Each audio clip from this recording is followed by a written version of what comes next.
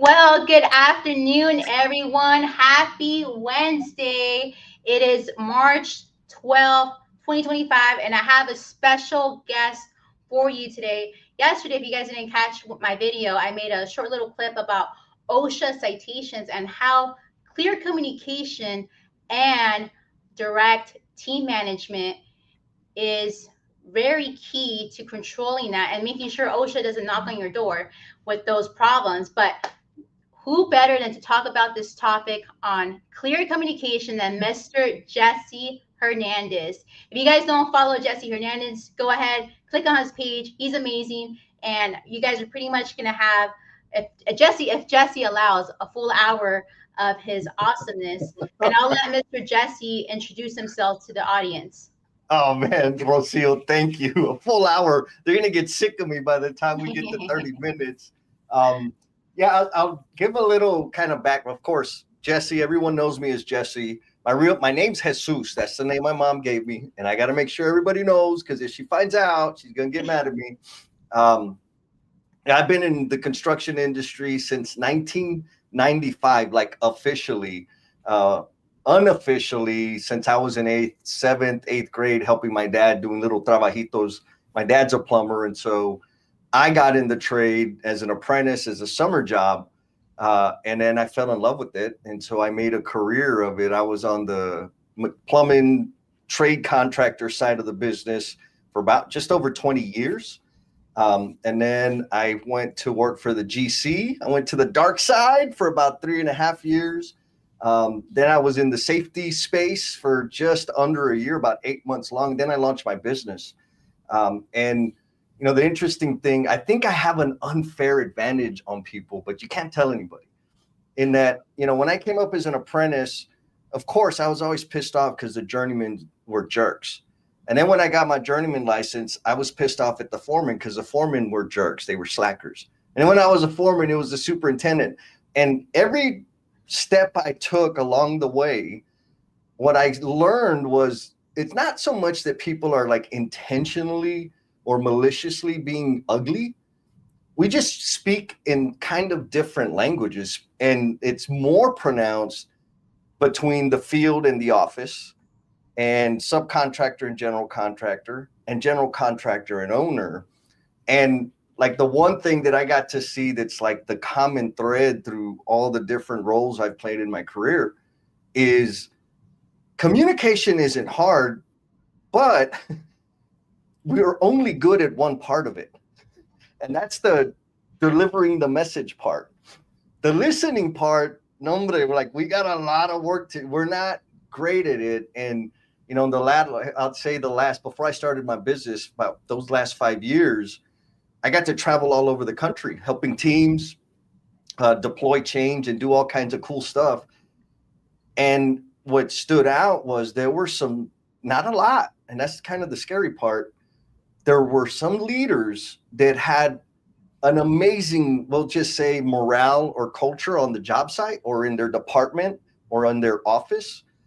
And the thing that they all did was they listened more. Like they were more focused on the human being and listening and understanding where people were coming from and what they were struggling with. And it seemed like that's kind of, that's the nucleus or the root of what makes the great outcomes. They weren't like big softies, right? They would also like lay it down. And if you weren't doing your deal, like they'd let you know.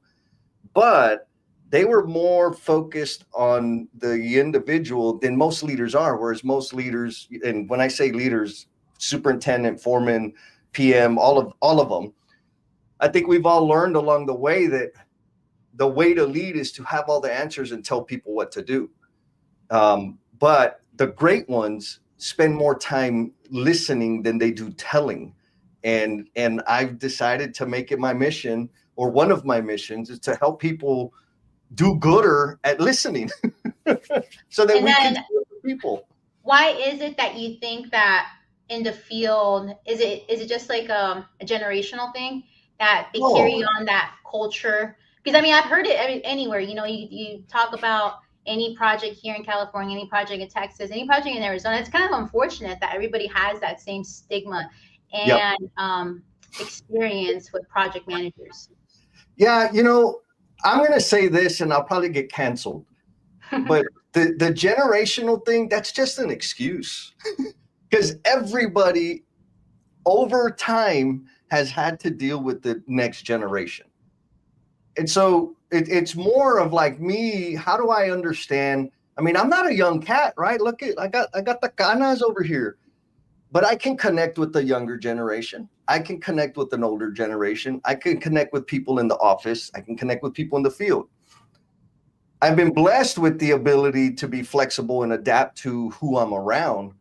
But what the thing that I've done on purpose is just be more interested on the human being in front of me. Now, I think part of I don't want to say that every project manager sucks, but I know a lot of them have the same bad habits. And I think it's a way that we do business that creates the conditions for them to like earn their bad rap.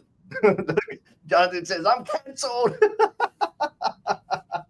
And so Canceled. like think about folks, and this is in any position, but we'll stay in the project manager lane.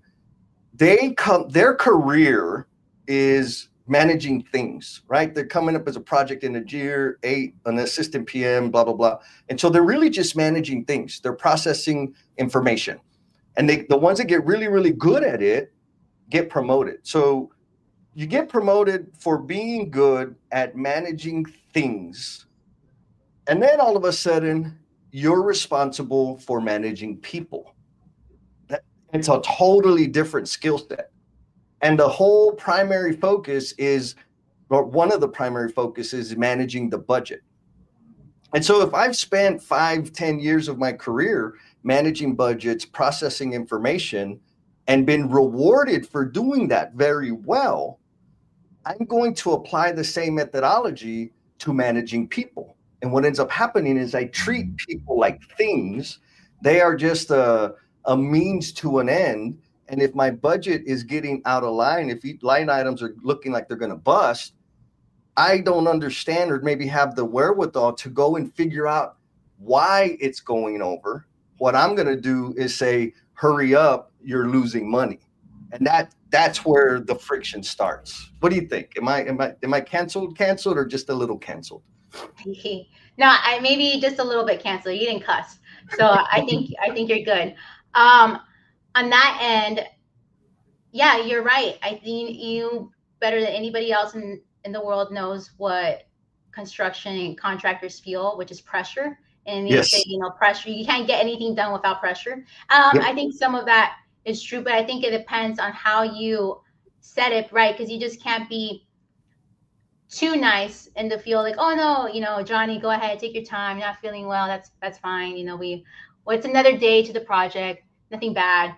And it's definitely Yeah. a different way to talk. But I also agree with you, because I know that when there's a bad culture, there's a lot of claims that stem out of that. A lot of unhappy people, a lot of Yes. turnover where people quit, and people will quit on you because they no longer want to take it.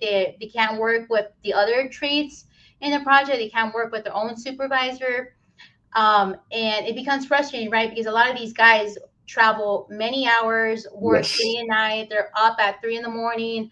They leave their place by 4, but they're stuck in traffic for 3 to 4 hours. And it's the same thing with the project managers. Project managers are on site. I mean, a lot of people know project managers for like an energy drink and a cigarette. And it's like I've heard my own clients even say like, oh man, like darn it, that guy's here, like my life is going to be miserable, like Mm-hmm. it's going to be miserable. And when it comes to certificates of insurance, they're like, dude, I can't even have, like, this guy won't let me breathe. Like, if I can't step into this job. So it's true, you can't step on a job site without a certificate of insurance. But knowing the retaliation, and then um all that pressure that comes with it's a lot. Yes. Yes. No, I agree. Construction, there's a tremendous amount of pressure in our industry. And everybody in the supply chain or in that value stream experiences a degree of that pressure. Now, there's two ways that, like, two general ways that I see people handle it. The most popular one, which is the least effective long term, is to pass the pressure down, right? Mm-hmm. I'm a project manager. My executive or VP is getting on me about the budget. So I'm going to turn around and yell at my superintendents and my foreman. And then I'm a superintendent or foreman. I just got yelled at. So I'm going to yell at my guys. And that's the general practice. That's what most people do. And what does that create? That creates people that are disengaged. And I'm going to tell you guys, if you don't know this, you can only tell me that we're over budget so many times before I don't care.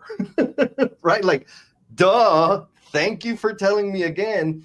How about you help me figure out how to get back on budget? Or because people will, and for a period of time, people will say, hey, this thing's a problem. The way they're coordinating things, the delivery, the whatever, this is a problem.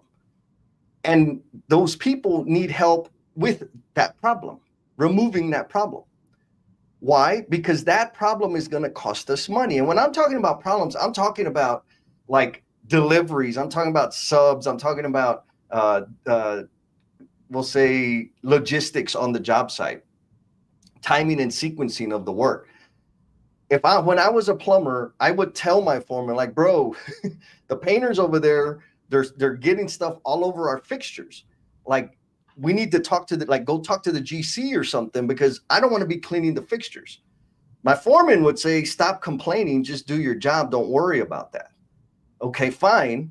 So guess what? I'm not going to come and tell them there's a problem anymore, right? And then when we got to go and clean the damn whatever off of the fixtures, that wasn't in our budget. That's going to cost us money. And so the time that we dismiss people's issues, every time we do that, we're like turning off their interest and their commitment to the goal and to the team every time we just reject them. And so eventually all you're getting is my hands and my back. And that's not, like, we have way more to offer, but it's the decision makers, the influencers on the job sites or in the business, that if they actually listened and took action to alleviate the pain of the people that are surfacing issues, that's when you start transforming the culture. But we got to listen more. Oh my God. Mm-hmm. What are we seeing? There's, especially if you work yep. 3 separate companies, 10 different PMs. It's not for the weak or faint of heart. 100%. I mean, so I'll give you an example. When I was a foreman, and I got to tell, like, for real. Now I'm like this really nice, positive, No, forward. that's why I brought you on, because you went through it. Like, what better person than yourself? You were the douchebag. So Exactly. I was so good at it too. When I was a foreman, Rocio, so I worked for a mechanical contractor here in San Antonio. mm-hmm. And what that means is we had a plumbing division, pipe fitting, like hydronic pipe fitters, and sheet metal for HVAC, air distribution, large commercial projects. I worked for TD Industries for like 17 years. When I got to the foreman level, the only thing I wanted to do was kick every other foreman's ass. I didn't care about morale. All of that was just BS to me. And so what did that mean?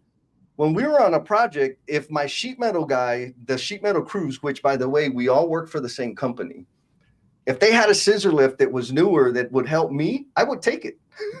If they had a tool, brand new tools that would help me, I would take it. Like, you're that guy. You were that guy. Oh, yeah. Because I'm going to win. And now my mindset back then was, I'm going to win.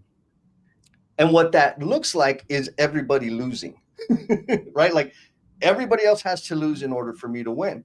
And so I did that for a long time. Now, luckily, I had a boss who pulled me to the side and he said, hey, Jess, he's like, look, you're a pretty good foreman. Your jobs come in on schedule-ish, and you come in on or under budget most of the time.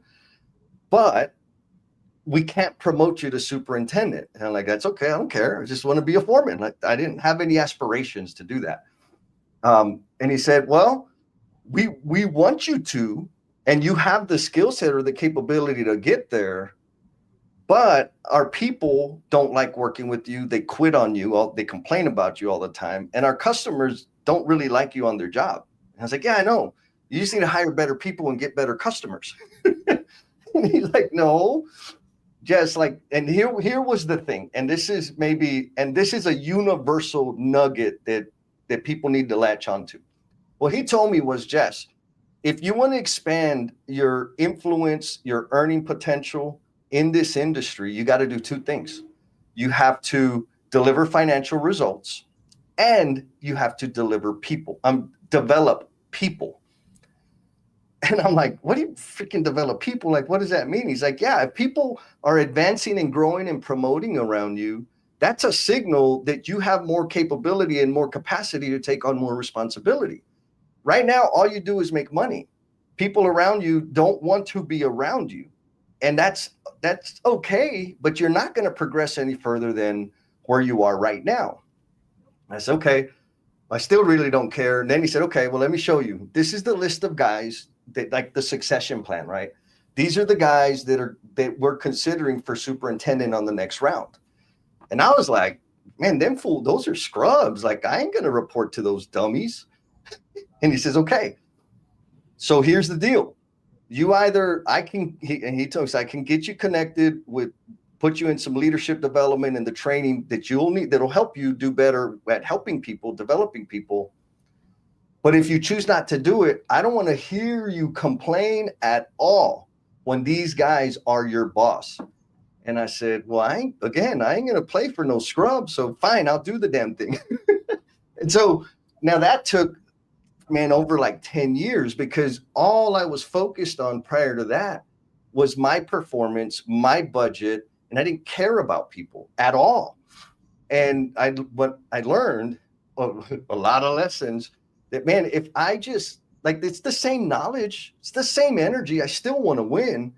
But if I focus that energy into developing people, and now I want to be clear, when I say developing people, some people might think that I'm talking like patting them on the back and having freaking parades for him. That's not what I'm talking about. What I'm talking about is setting a challenge, being clear, like, this is the objective, this is the challenge, this is what the expectation is of you, and giving them the resources to meet it. That's an important part, because most of us are really good at setting the challenge, but we suck at giving them the resources that just, because we kind of think like, boss, I figured it out. They can figure it out. Yeah, And they. what do you mean by resources? Like what So resources? yeah. For example, using the example of my boss back then, I needed to develop a skill, right? I needed to develop interpersonal skills, communication, performance management. I needed to eat some EQ, right? Emotional intelligence.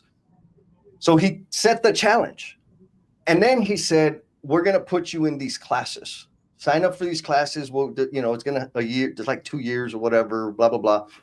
And so those were the resources. He provided the resources for me to fill the gap that I had so that I could advance and meet the challenge he put in front of me. Now, a more tangible example is, if, let's just say, I'm a project manager or foreman or superintendent, it doesn't matter. And I tell my guys, hey, man, you need to be installing 280 foot a day of that cast iron.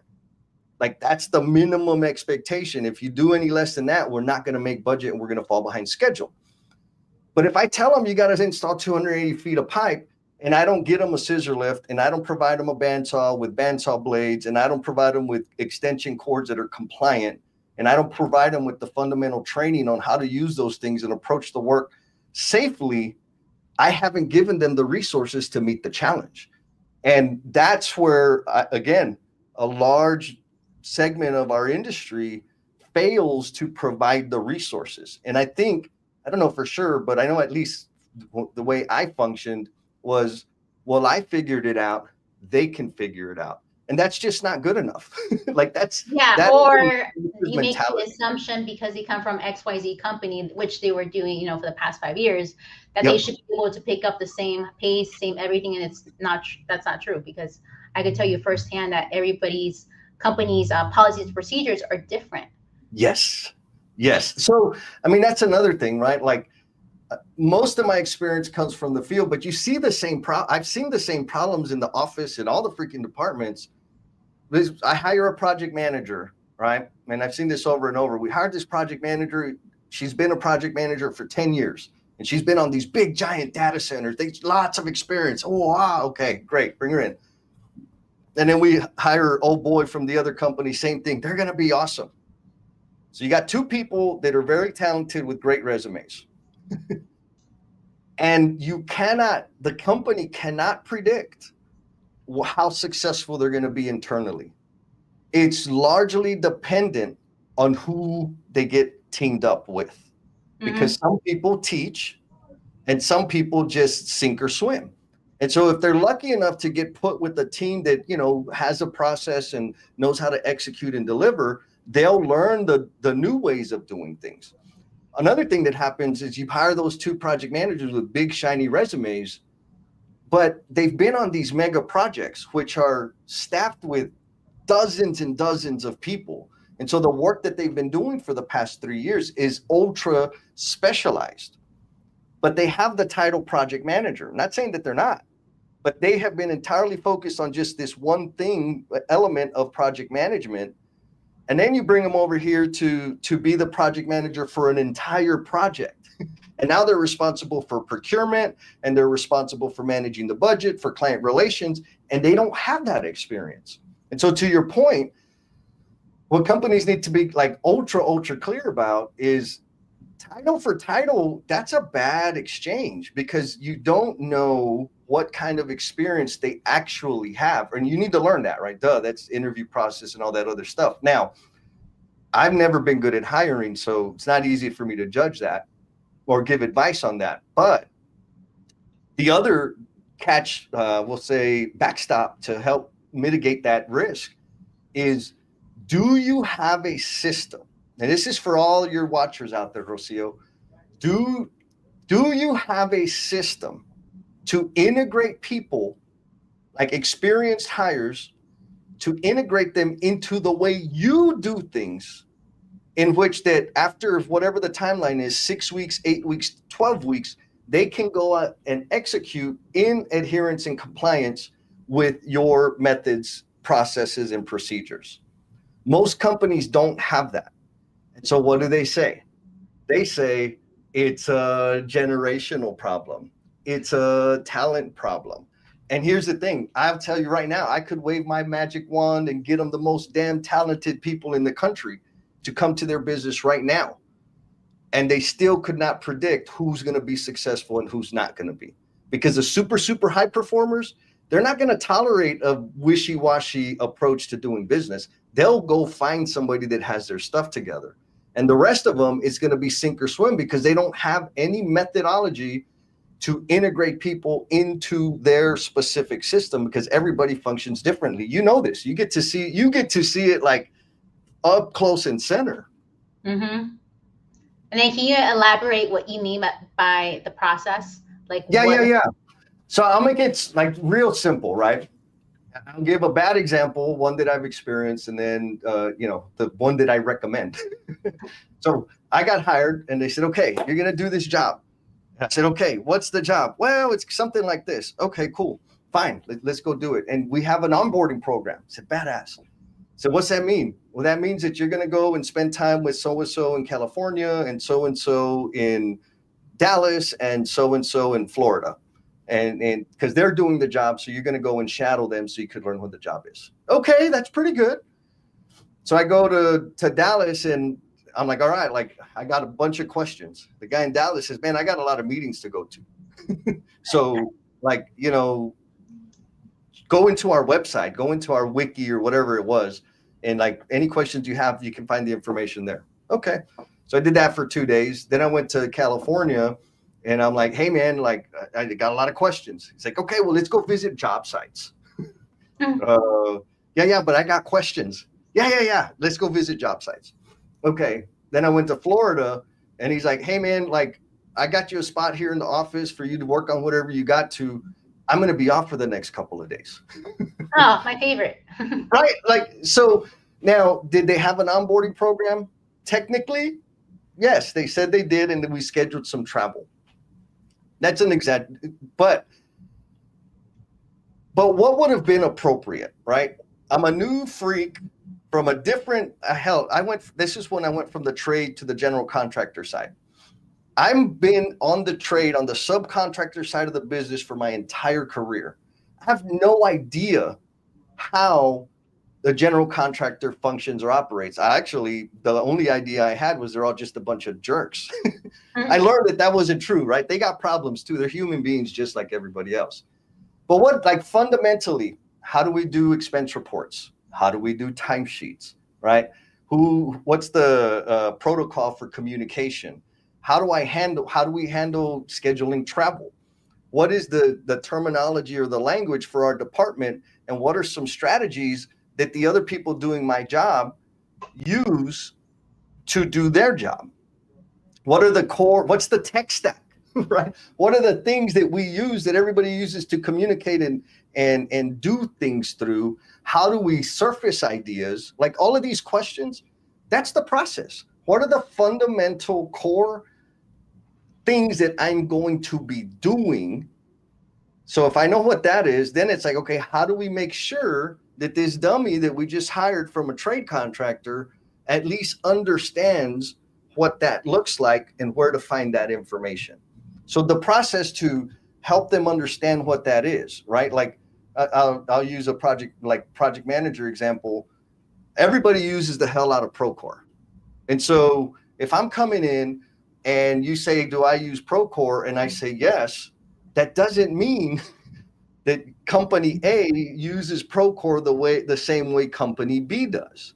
And so being deliberate about having a 4 hour session or time block to walk people through, like, this is how we use Procore, this is how we set up our projects, this we use this piece and this piece, we don't use this piece and this piece, because otherwise, I mean, it's super expensive, right? I'm just figuring it out and doing it wrong and finding out after I spend hours and hours doing it the way I know how to do it, that that's not the way you do it, and I'm like repeating, losing money, getting frustrated.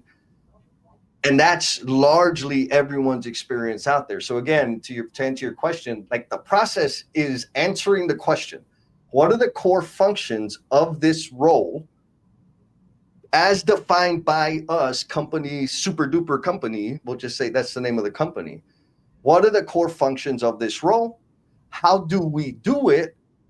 And what's the timeline to integrate or introduce people and integrate people to the way we do it, to be extra, extra clear? Like, I know how you process submittals. This is how we process submittals. I know how you do timesheets. This is how we do timesheets. I know how you schedule vacation. This is how we schedule vacation. I know it sounds kindergarten, Rocio, but if people invested, like the people that invest time and effort there, this is our risk management protocol. This is our Mhm. crisis response plan. Like all of that, I don't need to be learning about my freaking crisis response plan after somebody's been injured, right? Like I need to know what the hell that is before I even go out to the job site. And so we got a long way to go. And I'm also going to say this, like, if you have videos that you make people watch, like, that's okay, but that's weak sauce. That's that ain't enough. I'm sorry, I went on a rant. No, it's not, because I mean, with construction, it's like this. You need men on the job, especially when you are expanding. Like many of my clients, they go from 20 people to next thing 100, and next thing there are 200. But all Yes. this is going so quick and rapid that they, okay, like, I need a guy on the job like now, ASAP. We need to get this.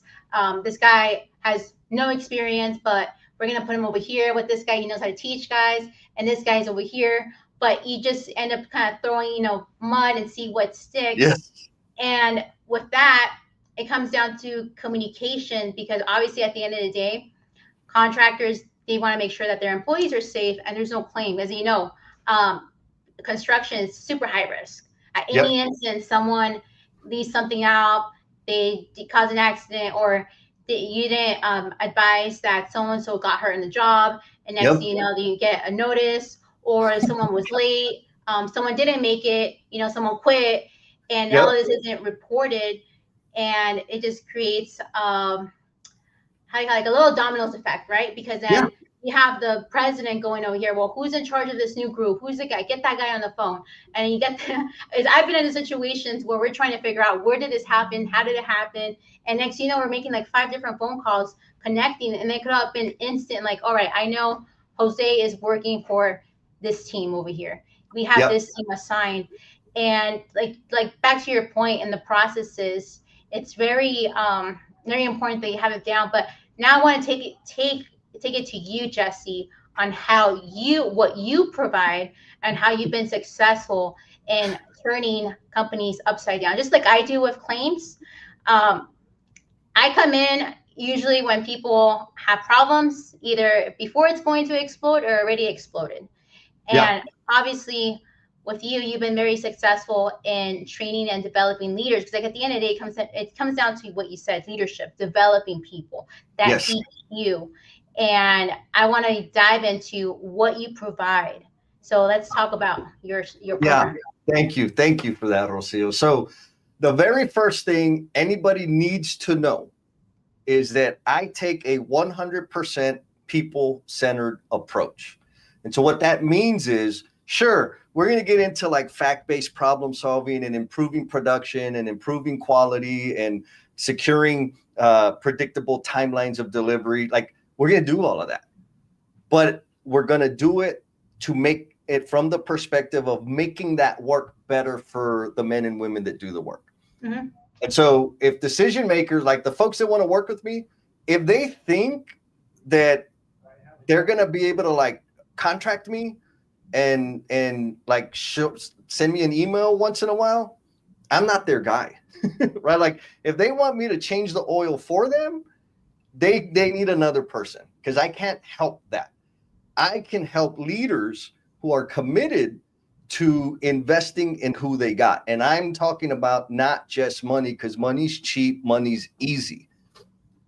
So leaders that are, No, I well, have, let's dive into a little bit for commitment. For the viewers who are listening and they're like, "Hey, I'm kind of interested. Jesse sounds cool." What he's talking about commitment to what would he require from me? yeah. So simple, like very simple. I'll give you an example. I had one guy reach out. This was about a year and a half ago. He said, "Hey, man, I want some training. We want to train on this specific system that I teach, Last Planner system, and I want to have it in the next 90 days." I said, "Okay, cool."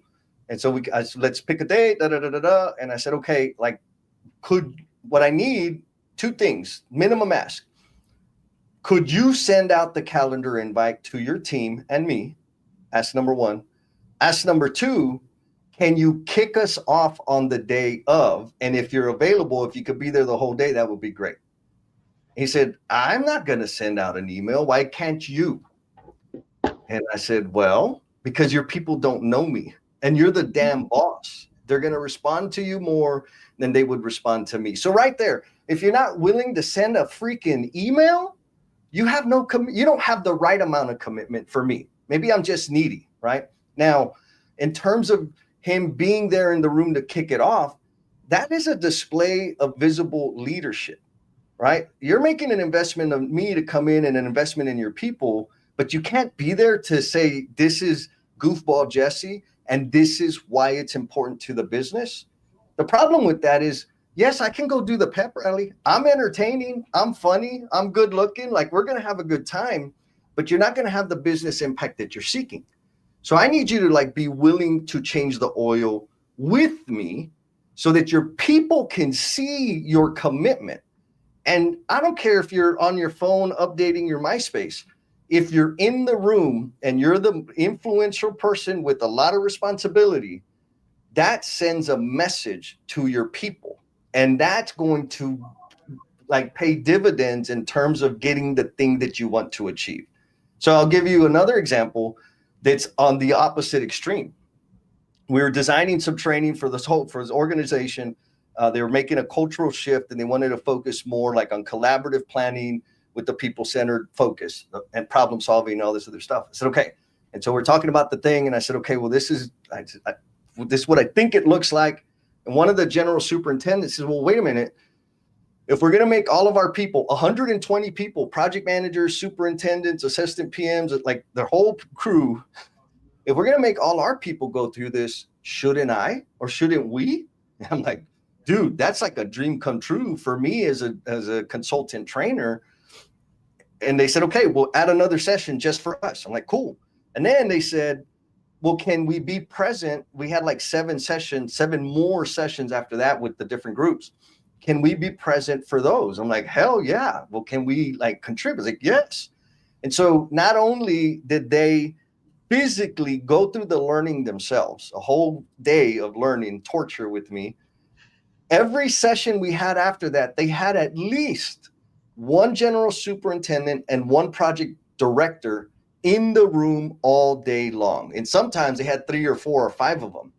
And so commitment, that's what I'm talking about in terms of commitment. And then guess what? Their people took it seriously. Their people were excited. Their people started doing things. They took it upon themselves to say, hey, this seems pretty important. Let's go do that. And so the people-centered focus is that we're going to make things better for your people. And the commitment is ultra, ultra, ultra important. I'm not saying you got to be at everything all the time. I just got lucky with those guys. But we need to have some level of visible leadership from the most influential people with the greatest amount of responsibility so that it sticks. Because I'm going to get paid, right? Like I'm going to send my invoice. But if it doesn't stick, sure, I failed. But you could have helped. Like, yeah, maybe that's it, right? I need help. So anyways, we were talking about maybe I'll give another little story to help paint a picture of what I do. We're talking about the foreman, like people position for position, project manager for project, it's different for every company.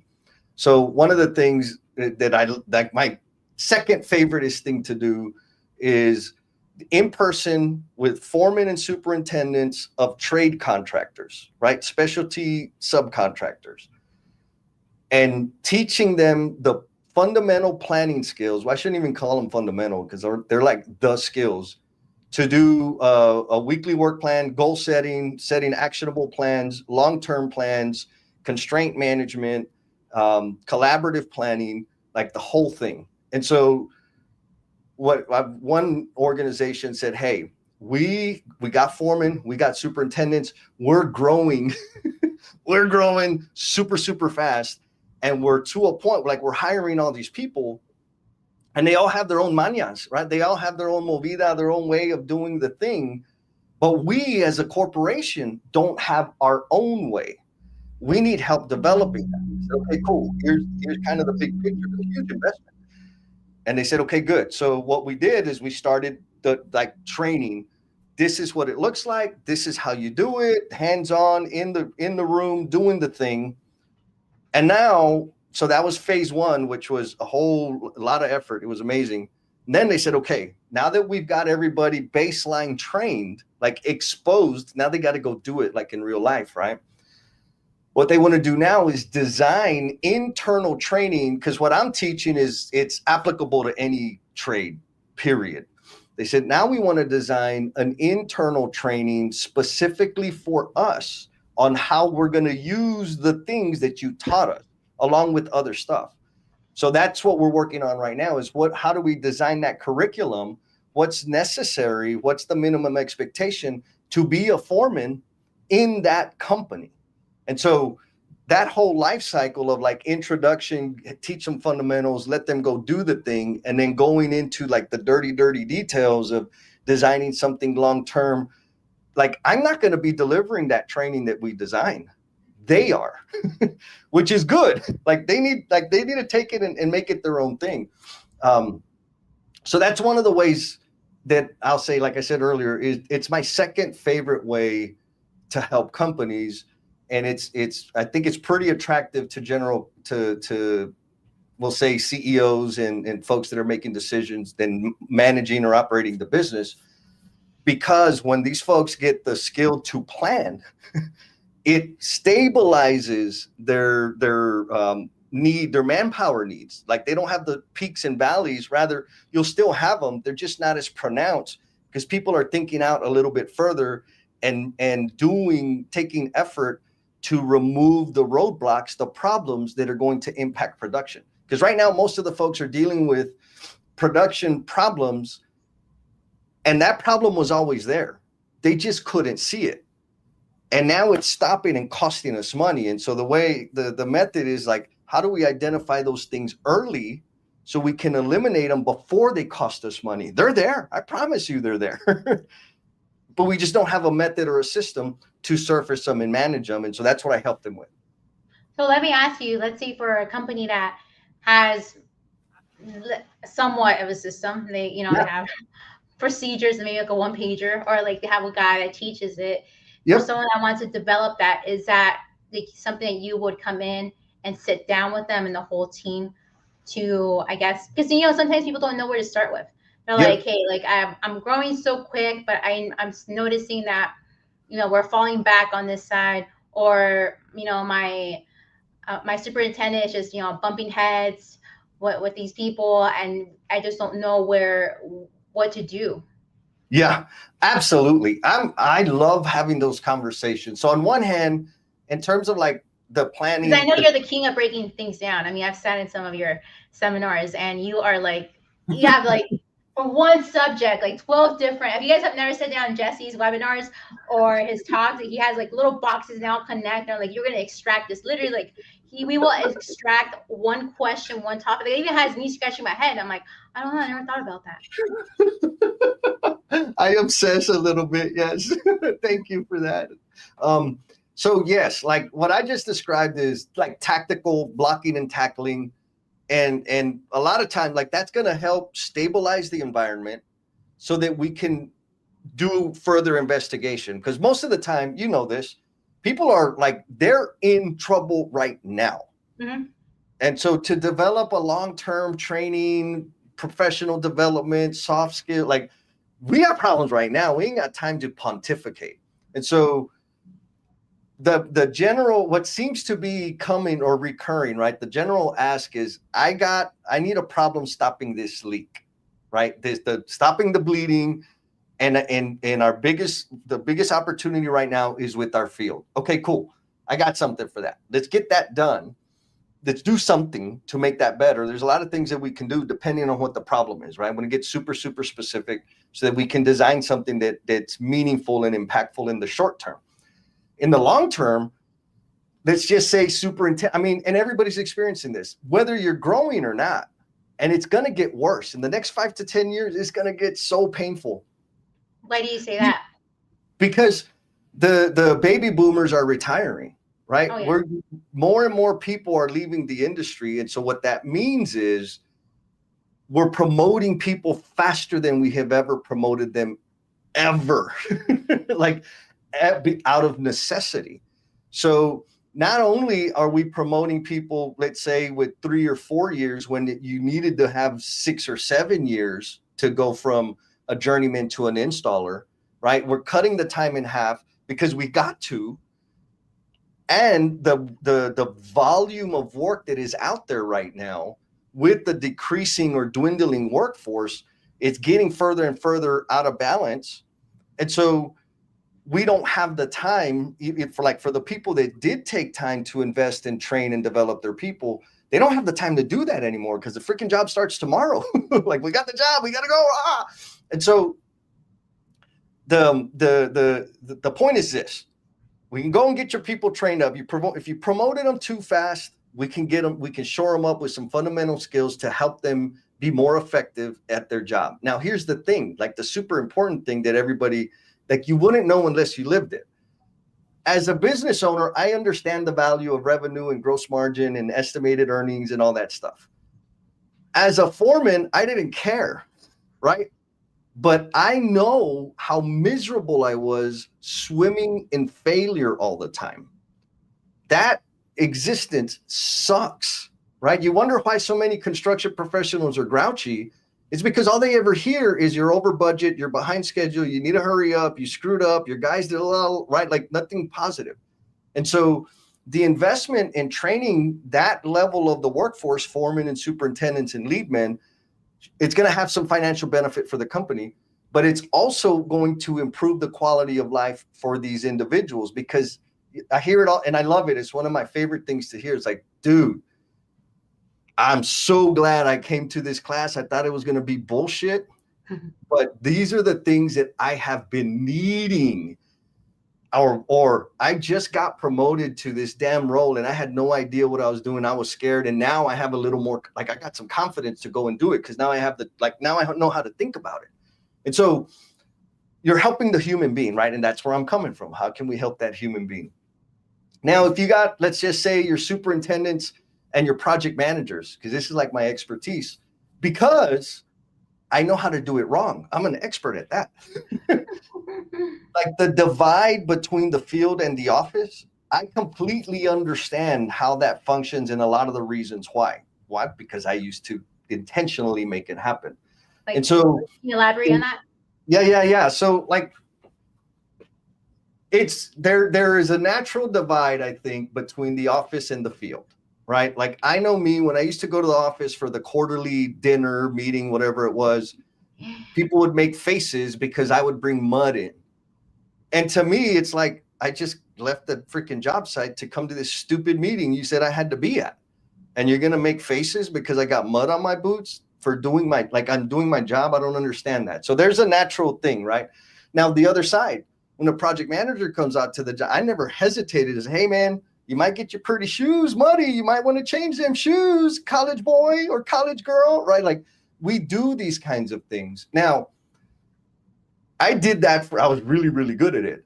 And that's not a good thing. Anyways, part of the problem is project managers, they think about projects in dollars.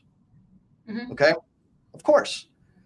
But guess what? Our field staff, we don't install dollars. We install stuff, sheetrock, lights, windows, plumbing, right? We install things. We install units. There's units of installation. Foremen and superintendents, what do they manage? They manage hours, labor hours. They're projecting how much longer it's going to take, how many hours that they've spent. And so that's like 3 different languages right there. Units of install, hours, and dollars. Mm-hmm. And so we're having an argument. A lot of that argument is because we don't have the means to translate from dollars to hours, from hours to units of installation. And so that simple thing, because I'm a site, you noted on it earlier, right? Like I'm obsessive. So when I was a foreman, I'm like, wait a minute, how I've been doing my job and everything was good last week, but now all of a sudden I'm over budget. Like, how did that happen? Well, don't worry about it. Hurry up. Like, no, bull. You're not going to tell me. Don't worry about it. I want to know. So I learned how to read the estimates and the quick pens in the background and and like, this is how all of this works. Now I understand what you're saying. It's not an accusation. It's a statement of fact, but you're saying it in a context that I don't understand. Now, of course, when I was a plumber and a foreman, I didn't speak that way. I was like, you're just full of shit. That's what I would say. But now I understand And then, it. like, for the people that are on the field, what's a great way to translate that? Yeah. So if I was in the field again, Mm-hmm. what I would say is, okay, how much do I have to install per week so that I can stay on budget? That's what I need to know. How many water closets do I need to slap on the wall? How many feet of pipe do I need to install so that per week, so that I'm on budget? That's what I need to know, because I can count how much I've done. And you know what? Again, it has this magical effect. Now I know what success looks like every day. If I got to install 2,000 feet in a week, what does that mean? That means every day I got to hit 400 feet a day. And I can self-regulate to say, man, I'm at 180 and it's lunchtime. I'm gonna have to pick it up after lunch, or maybe there's the way I'm doing it is not the best way to do it. Whatever, right? Let me ask you, how do you manage the tension? Because there's friction, right, when you call out someone for not doing their job. Yep. So, how do you manage, or how do you go about when you, as a supervisor, you notice that someone's slacking? Yep. Oh, that's easy. So here's the thing: is there? It's one is part of it is a process question, and the other one is an accountability question. So I'm going to start with the accountability issue, right? Because I hear this all the time, Jess. The problem is accountability, and I'm hearing it from the leader. And I'm like, okay, I know where the problem is, right? And so super simple. if you want accountability, be accountable. And so what does that mean? When I'm the superintendent, when I'm the foreman, I set measurable targets, I set the challenge, and I give them the resources to meet the challenge. My job as a foreman is when they fail to meet the expectation is to provide them with a little extra support, and they continue to fail to meet the expectation, follow the process. That's me being accountable to the role of a foreman or a superintendent. And so what's the process? Some people have a process, some people don't. The one I'm most familiar with is be clear, set measurable goals, give them the resources to do it, measure performance. If they fail to meet it, intervene, figure out how to get them there. If they fail to meet it again, are they willing and are they capable? If they're capable, that's important. If they're not willing, we got to start taking corrective action, right? We got to have a one-on-one conversation. I got to document it. We got to do it again. Next time it pops up, then I got to have another conversation. I got to do a write-up because that's the process. That's me being accountable to my commitment of as a foreman or a superintendent.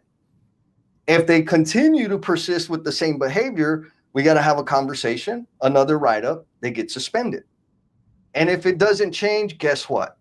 I release them to the industry. That's not fun. Now, I'll tell you, most foremen and superintendents will not have a documented conversation, will not do a write-up, will not do a suspension. They won't even say, Rocio, you're slacking off, pick it up. They won't have a direct conversation. They'll piss and moan and make comments until they get frustrated, and then they want to fire the person. And then when they go to HR says, you can't do that. Now you set us up for a claim because there's no history or backup because you failed to adhere to the process, which again goes back to accountability. If I'm accountable to the commitment I made as a foreman, as a superintendent, a person of authority, I will follow the process. And guess what? When I'm accountable, I seem to end up surrounded with accountable people. Yeah, and then that stands for management, right?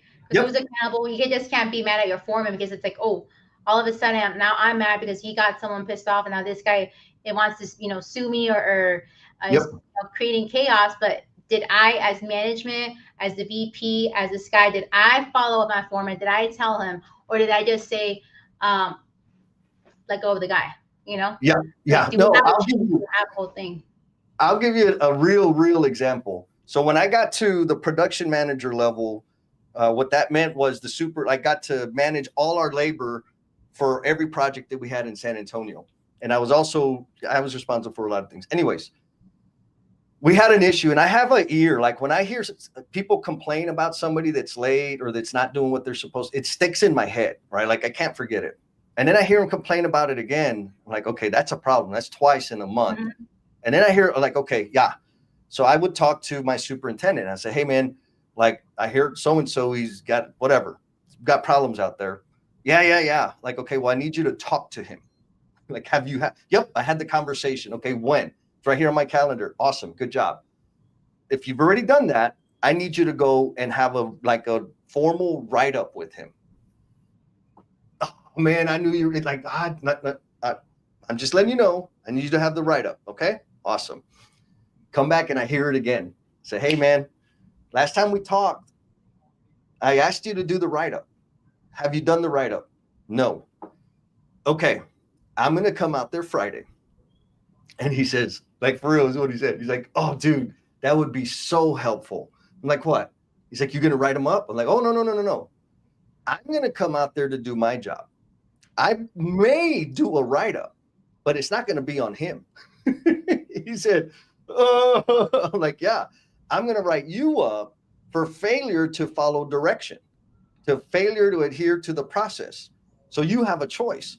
You go and do your job as a superintendent, or I'm going to do my job as a production manager, right? And so what's the process? Follow the process, be accountable to my commitment of a leader, supervisor, manager.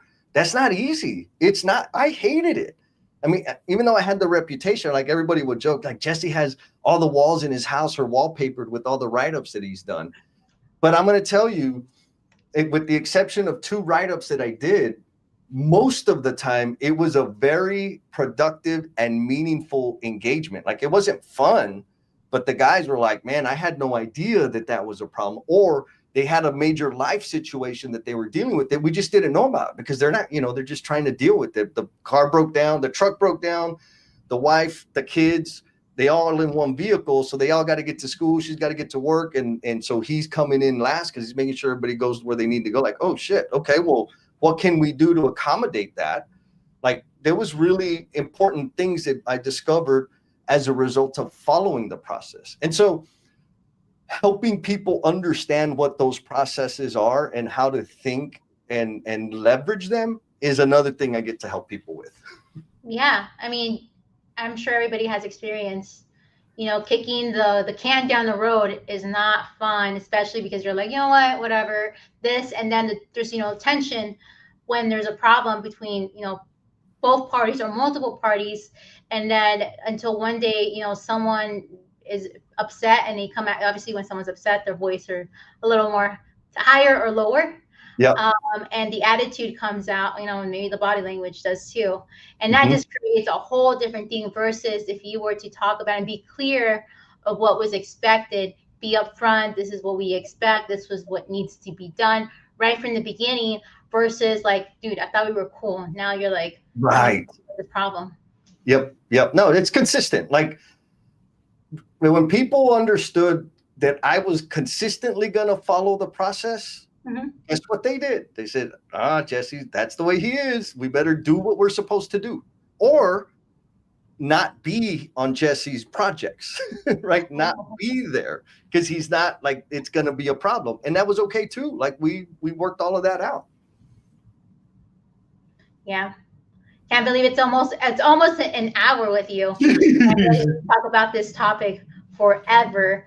But I want to ask the audience right now if there are any questions for Mr. Jesse as we have 4 minutes. If you guys have any questions, feel free to comment them down. And if you're not following Mr. Jesse, he's on my page. And Jesse, if people want to get in contact with you, what is the best way to reach out to you? Yes, the 2 best ways is obviously right here on LinkedIn. If you just search Jesse Depth Builder, you'll find my profile because, like, I have my real Jesus on my profile because my mom will get mad at me. But if you just search Jesse Depth Builder, hit me a DM, give me a like or a comment on one of my posts. That would be freaking amazing. But send me a DM and we'll connect and we'll figure it out. Or if you want to learn more, like, of the services that I provide, you can go to my website, which is depthbuilder.com. And there's a little more information about the different things I do, like the standard things I do.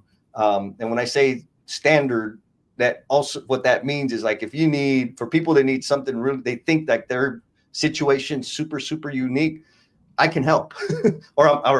That's be cool to learn about what it is because I haven't found a situation that was so far out of in left field that I'm like, oh my God, I have no idea what to do. But I would like to find one that would be interesting. There you go. There's a challenge, guys. So if you guys want Yeah. to throw Jesse a problem, he's here to catch you and solve it for you guys. And he's also on YouTube. So if you guys want to listen to him and his stories and know how he's been able to help out people, go ahead, listen to him. And dude, like I said, he's amazing. No better person than him himself to talk about this, as he literally stemmed from it and has seen the problems that your employees are seeing out on the project, and you as a construction owner, you see it from the opposite side. Yeah. So very happy to have you and honored to have you on here, Mr. Jesse. Thank you, Miss Rocio. This was awesome. Man, you asked me some tough questions. I wonder how many lies I told. No, you did good, man. But yeah, Thank so we you. don't have any questions or anything. Feel free to reach out to Mr. Jesse. He's on here, and I'll make sure to put his website under the comments as well. Thank you so much, guys. Catch you on the next one. Later. Peace.